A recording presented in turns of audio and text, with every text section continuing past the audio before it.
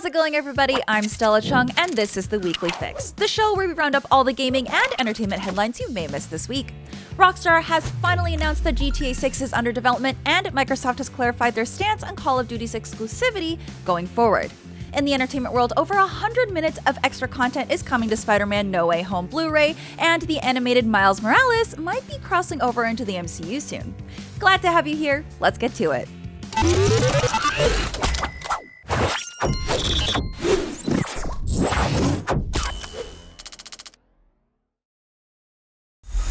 Years of rumors and reports can now be put to rest, with Rockstar confirming it's working on a new Grand Theft Auto game with its development quote-unquote well underway.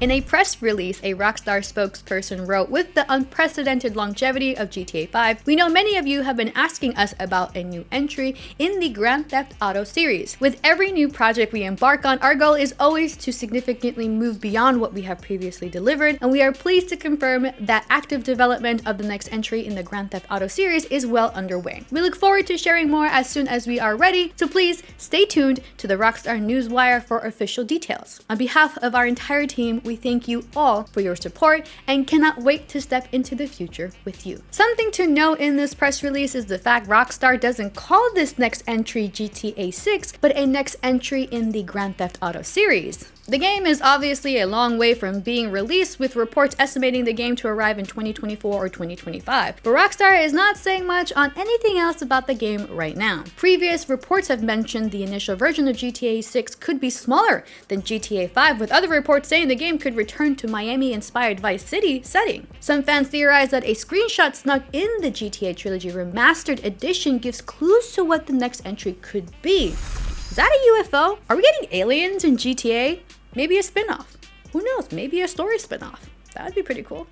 It should also be mentioned that Rockstar patented a new system for NPC navigation, which, if used in the next GTA, would be designed to make more realistic traffic behavior and more lifelike pedestrian potentially useful in a multiplayer network gaming situation. This would be the first GTA game released post the departure of Rockstar co-founder Dan Houser, who wrote all the GTA games from 2 to 5, the Red Dead series, Bully, and Max Payne 3. His brother Sam Houser will remain on the project. Continuing with today's theme, GTA 5 and GTA Online will be getting a native PlayStation 5 and Xbox Series XS version upgrades coming March 15th.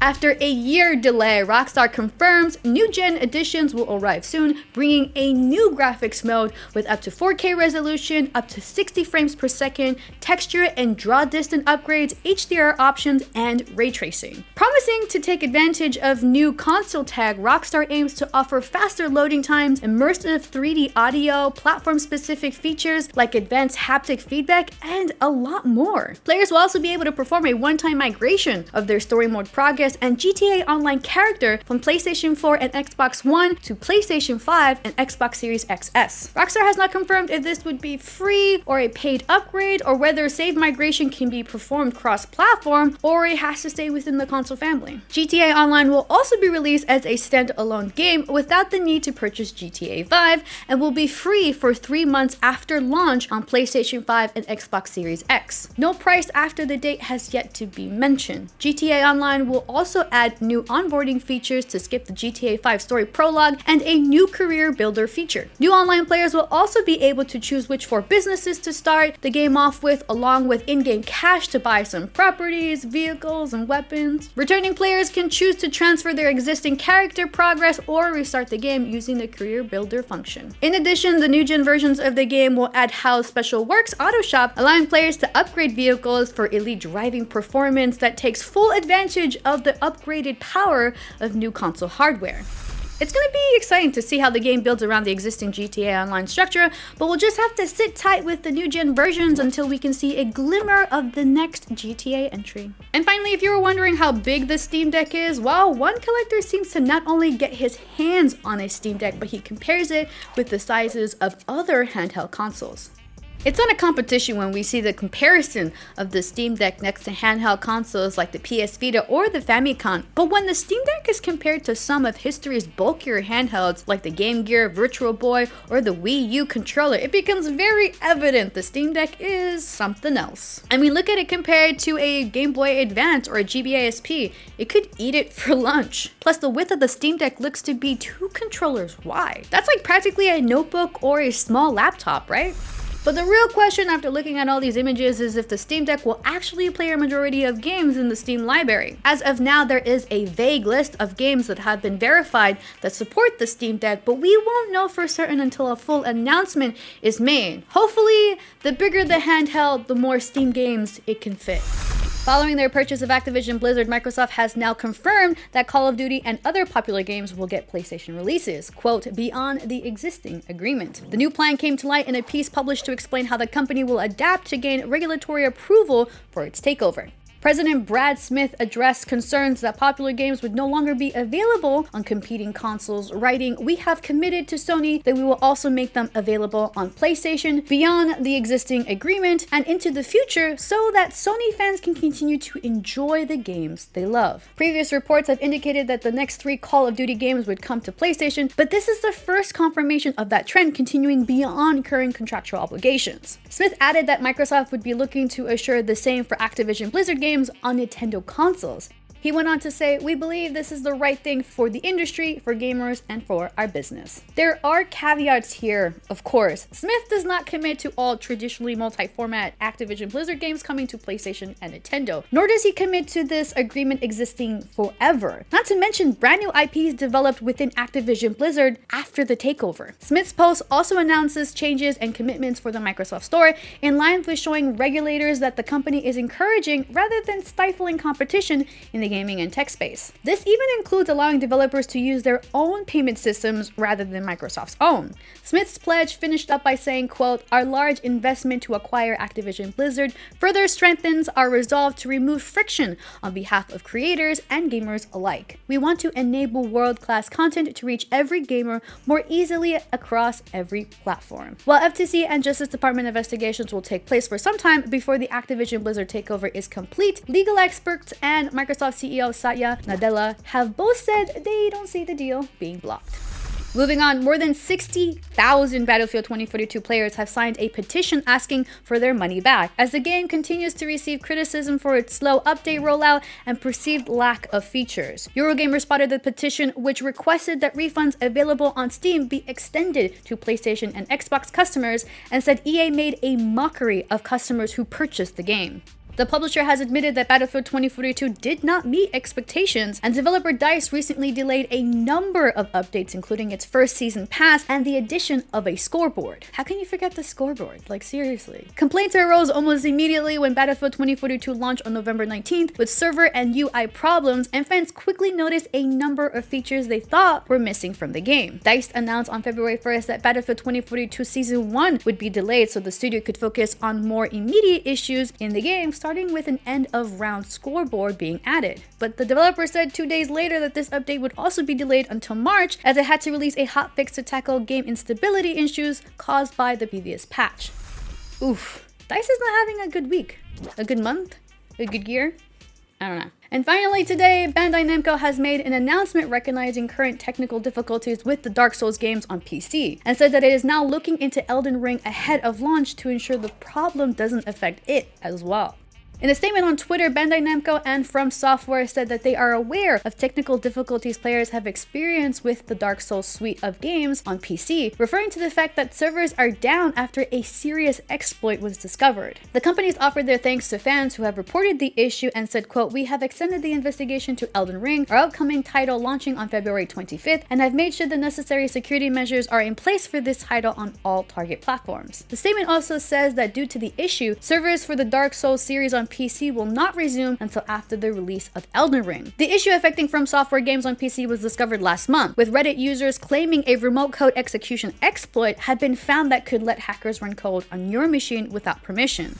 The user who discovered the exploit noted that it could affect Elden Ring, but thankfully From Software's work on the issue seems to mean that Elden Ring will launch on PC without problems. At least we hope. Each year, EA Sports releases results of who its Madden Super Bowl simulation predicts will be the winner of the Super Bowl, and this year, the pro football game anticipates the Cincinnati Bengals will upset the Los Angeles Rams in an intense match that comes down to the final play. According to the simulation, the Bengals will trail the Rams 14-7 at halftime until a pick six ties the game with an extra point. It'll remain a tie game up until the fourth quarter, but in the end, Burrow and the Bengals will give kicker Evan McPherson a clear shot to win it. The final score, Bengals win 24-21. Now, EA's Madden Super Bowl predictions are known to be kind of eerie accurate. So far, Madden NFL predictions have correctly predicted the winner of the past 12 Super Bowls. For example, the Madden NFL prediction for Super Bowl 38 was Patriots beating the Panthers 23-20, and the actual score was New England Patriots 32-29. Then there was the Super Bowl 43, Steelers versus Cardinals. Madden's prediction was Pittsburgh Steelers 28-23, and the actual winner was Pittsburgh Steelers 27-23. And who can forget Super Bowl 44, Saints versus Colts? Madden predicted New Orleans Saints 35-31. The actual score was Saints 31-17. But it's also sometimes wrong, like very, very, very wrong. Super Bowl 55 simulation predicted that the Kansas City Chiefs would defeat the Tampa Bay Buccaneers with the score 37-27, but that's definitely not what happened, as the Bucs beat the Chiefs 31-9 with Chiefs scoring 0 touchdowns. Yikes. So if you can't count Madden NFL simulations for predictions on who will win Super Bowl 56, then we have no choice but to use good old Tim the Tatman.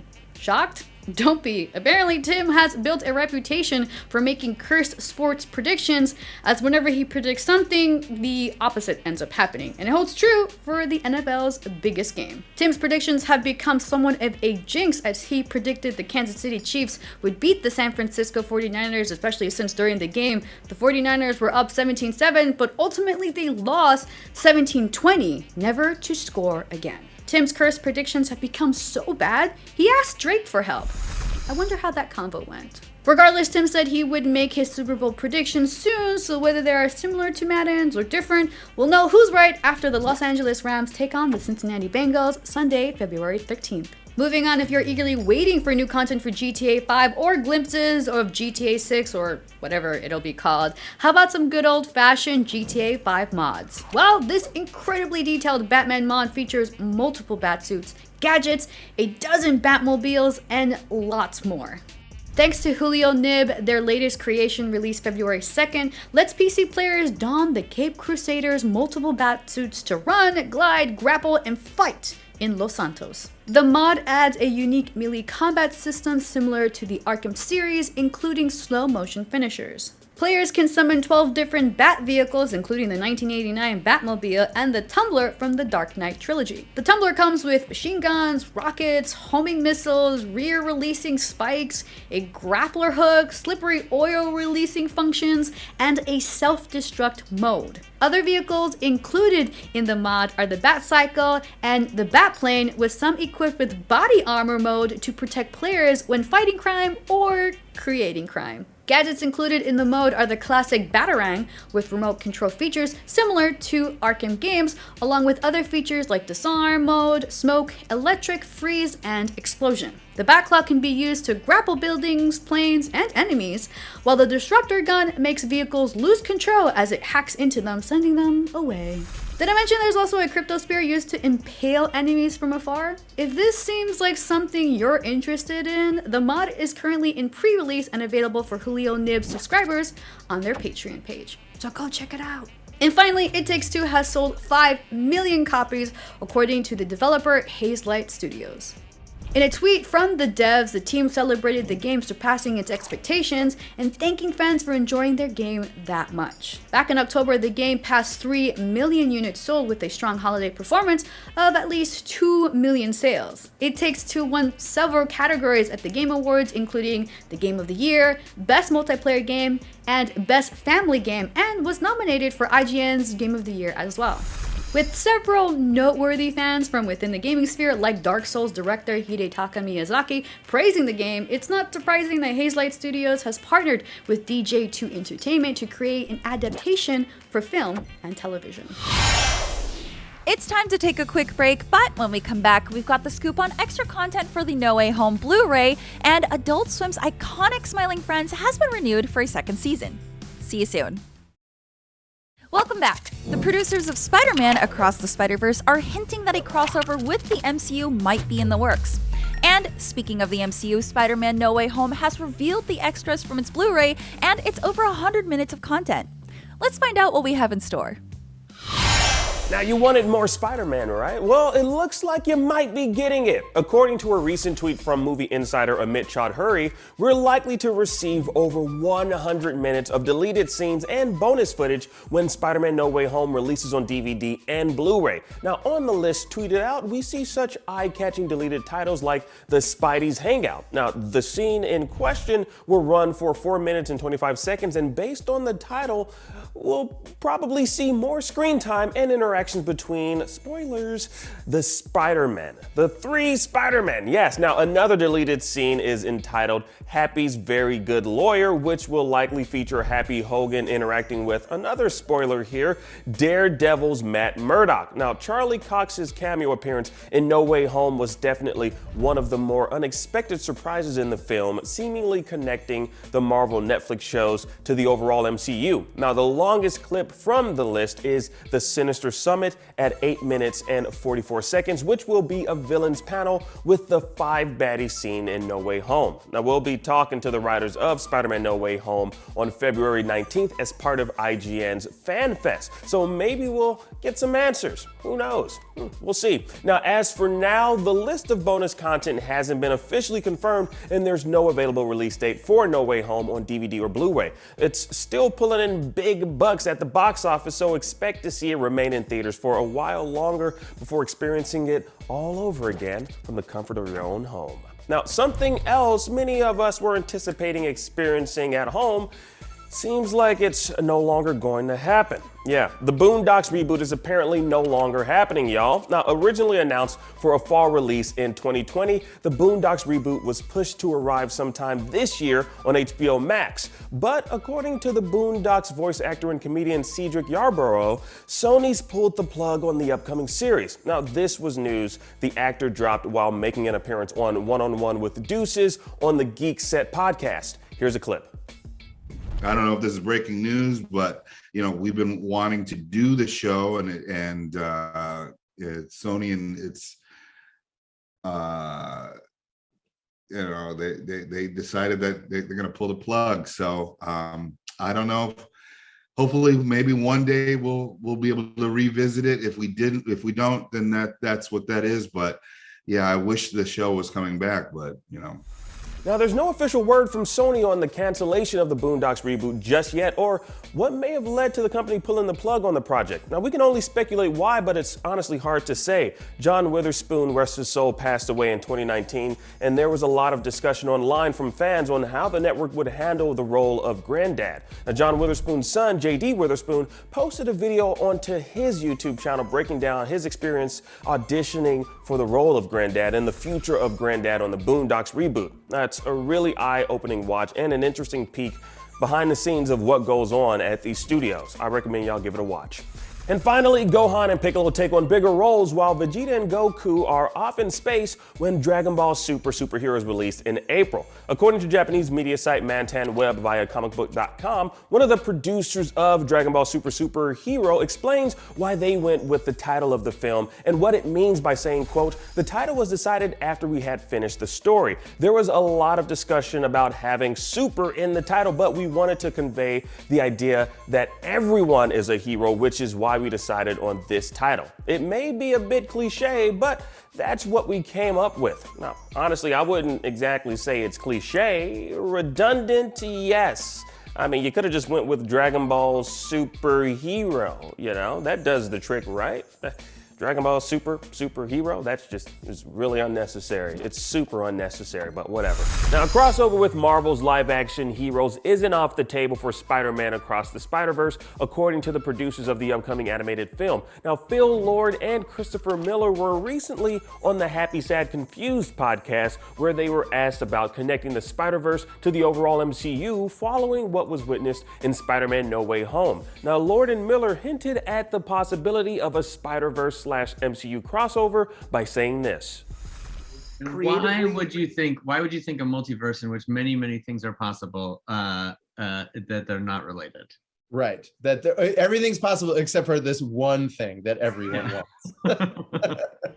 Now, while this isn't a solid confirmation that the Spider-Verse is connected to the overall MCU, Lord and Miller's comments presumably lend credence to their created universe being part of a larger cinematic universe yet to be seen. Now, this also isn't the first time we've been teased by a potential live-action crossover with the MCU. Now, last year, while speaking with Sci-Fi Wire, Tom Holland and Zendaya both said they'd love to be part of the upcoming two-part Spider-Verse films, with producer Chris Miller tweeting out this GIF that simply said, "Call me." Yeah, the super spider producer Amy Pascal even brought up the idea to Holland directly. Now, while speaking with Sci-Fi Wire, Tom Holland said, quote, "Amy actually asked me on the set of Spider-Man No Way Home, and no one has come back to me. I want to be in them. Yeah, I love those movies." Now, keep in mind, Lord and Miller once pitched the idea to Sony of having Spider-Ham, Tobey, Andrew, and Tom in the original 2018 Spider-Verse film, but at the time, Sony felt it was too soon.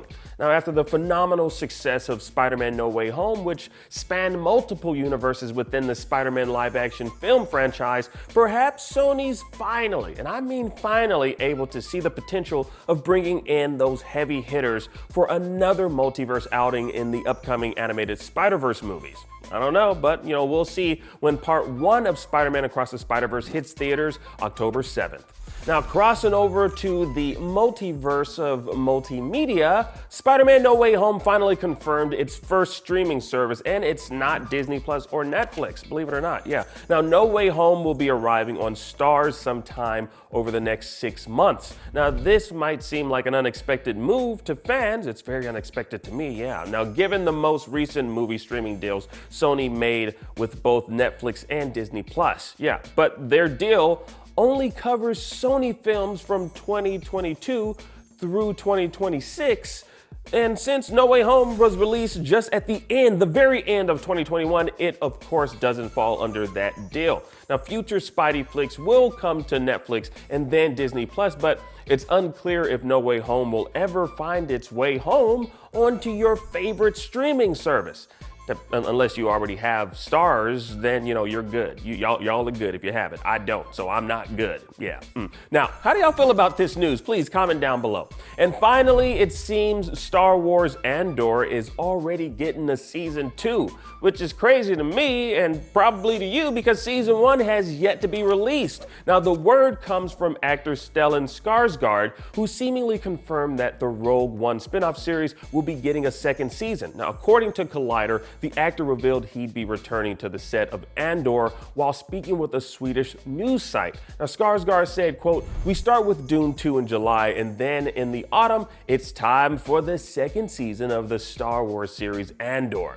Now, that just goes to show how much faith Disney has in the new spin-off series and in the Star Wars brand overall. Now, no release date just yet for Star Wars Andor, but we can expect it to drop on Disney Plus later this year. And that about does it for your entertainment fix for today. I'm Akeem Lawanson, and thank y'all so much for watching. Now that you're all caught up on today's news, please check out our previous episode talking about the deleted scenes from No Way Home. Yeah, it's pretty amazing. Trust me, it's amazing, Spider-Man. Yeah. Now we've got some good news, everyone. The surprise animated hit Smiling Friends just got confirmed for a second season on Adult Swim. Now, the show, created by YouTubers Michael Cusack and Zach Haddle, aka Psychic Pebbles, first premiered on January 9th of this year to both fan and critical acclaim. Now, in fact, according to Adult Swim, Smiling Friends' premiere was #1 in certain demographics, leaving no doubt that folks are digging this bizarre animated dark comedy. And for those of you who don't have cable, it was recently announced that the entire first season is now streaming on HBO Max, so you can binge watch the episodes or just enjoy it all over again at your leisure. Now, Adult Swim also announced that they'll be renewing Bird Girl for a second season, which will see Judy Kensebin trying to navigate the corporate world, all while keeping it weird as her alter ego, Bird Girl. Now, both Bird Girl and Smiling Friends are available on HBO Max right now, and if you haven't watched either of them just yet, I'd recommend it. They're both pretty damn dope. Smiling Friends is actually a surprise hit on Adult Swim and a welcome addition to their slate of just oddball animated comedies. And the animation style is great. So glad to see Adult Swim giving YouTubers a chance to make something special. And I'm gonna call it right now. It's only a matter of time before we see something from Meat Canyon, you know? Before he gets like a weird animated show on Adult Swim. Him and Worthy Kids, both definitely deserve it. Anyways, what do y'all think of this news? Comment down below. In other news, Robert Pattinson wants you to know that The Batman is a sad movie. Aw. Now, speaking with GQ, Pattinson talks about how different the artwork for the film is, along with how much he hopes there's enough sad people in the world to enjoy it. How'd he unwind while on set? Well, apparently by making his own jams. Yeah. Now, he told GQ, quote, "I'd be in the tent just making ambient electronic music in the suit, looking over the cowl. There's something about the construction of the cowl that makes it very difficult to read books, so you have to kind of almost lean forward to see out of the cowl." Honestly, I gotta tell you right now, I really wish we could, see some video emerge of an emo Batman just playing ambient music with a MIDI keyboard. I mean, you gotta love that imagery in your brain, don't you? Yeah, I do. I'm Stella Chung, and that was your Weekly Fix. We'll be back here next Saturday with more of the biggest gaming and entertainment news of the week. Catch you then.